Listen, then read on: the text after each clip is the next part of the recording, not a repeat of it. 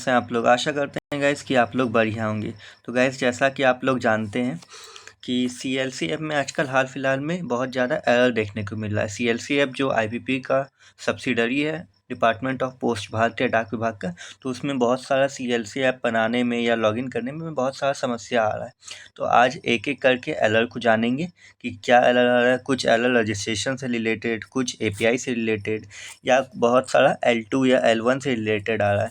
तो इसको जानेंगे कि इसका मतलब पहले क्या है, उसके बाद इसको सॉल्व कैसे करेंगे। तो गाइस, बने रहिए वीडियो में, आगे चलिए देखते हैं। सबसे पहले जो एरर आ रहा है, हाँ, आप लोग बहुत सारे गाइस, न्यू जिनका अभी ज्वाइनिंग हुआ है, जो नया अभी डाक विभाग का GDS में आए हुए हैं, तो उनको बहुत ज़्यादा प्रॉब्लम आ रहा है, क्योंकि वो लोग एग्ज़ाम भी दे दिए आधार का, लेकिन फिर भी वो रजिस्ट्रेशन नहीं कर पा रहे हैं।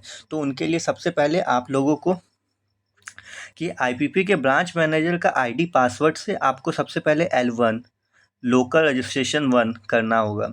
इसके बाद वो जब कीजिएगा तो आपके ब्रांच मैनेजर, जो IPP का उस डिस्ट्रिक्ट का ब्रांच मैनेजर होगा, उसका मोबाइल फ़ोन में आधार से एक OTP आएगा, उसको आपको डालना है। उसके बाद ही आप L1 कंप्लीट कर पाएंगे। उसके बाद 15 से 20 दिन के अंदर वो फिर आपका L2 हो जाता है। फिर आप सारा डिवाइस डाल के नेम, आधार नंबर और एजेंट ID डाल के लॉगिन कीजिएगा तो आपका लॉगिन हो जाएगा। तो सबसे पहला एरर की तरफ देखते हैं जो कॉमन आ रहा है आजकल, API रिलेटेड एरर कोड। तो गाइस देखिए, ये कोड सिर्फ एक रीज़न का वजह से आता है। जैसे कि आप लोग L1 रजिस्ट्रेशन कर लिए ब्रांच मैनेजर के तहत, उसके बाद जब L2 आप लोग कर रहे हैं तो आप लोग से या तो कोड डालने में, या तो एजेंट का नाम डालने में, या तो आधार में जो नंबर है वो डालने में अगर मिस्टेक होता है तो ये आता है। जैसे कि इंग्लिश में भी लिखा हुआ है यहाँ पे, operator is entering wrong details, operator sync, please check for spaces, dots etcetera. हाँ, तो इसमें आपको ये सबसे ज़्यादा गलती एजेंट ID डालने में ही होता है। तो एजेंट ID डालने में आप लोग को गलती नहीं करना है, स्पेस, डॉट सब कुछ अच्छा से चेक कर लेना है। हम कुछ एग्जांपल बता देते हैं, इस हिसाब से डालिएगा।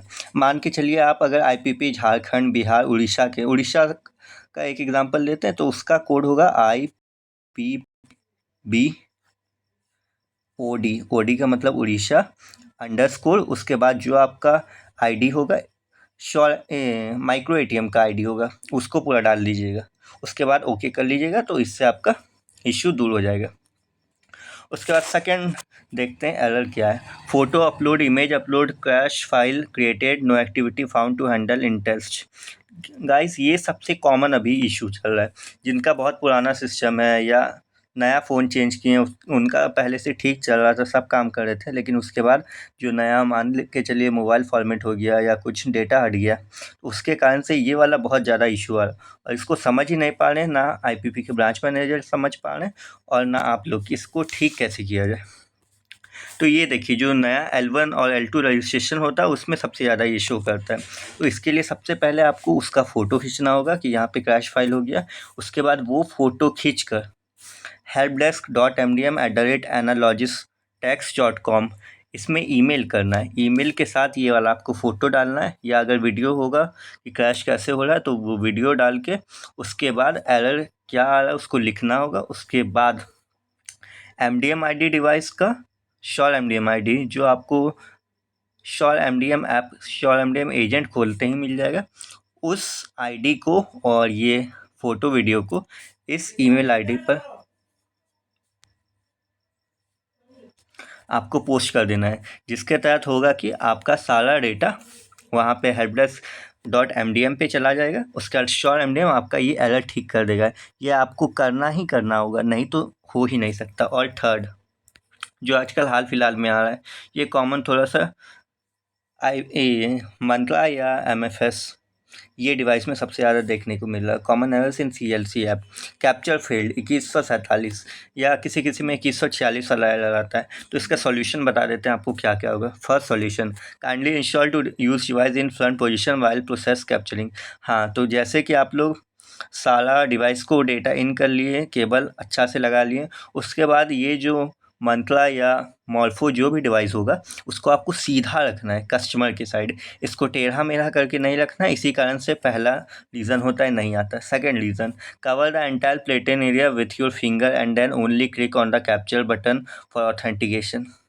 तो गाइस ये ऐसा लिखा हुआ है लेकिन ऐसा करना नहीं है। सबसे पहले आपको वहाँ से कमांड दे देना है, जैसे ही लाइट जलेगा उसके बाद ही आपको कस्टमर से फिंगर रखवाना, और फिंगर जो होगा जितना भी प्लेटेन एरिया होगा उसको सबको पूरा कैप्चर कर लेना है।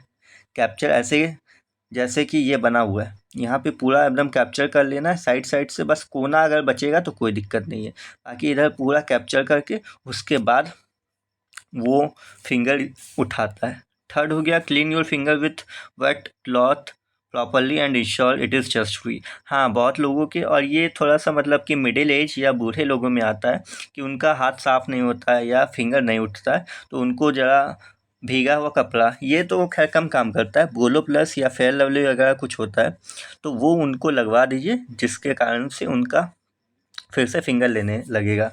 उसके बाद चौथा रीज़न है, keep your finger straight and study.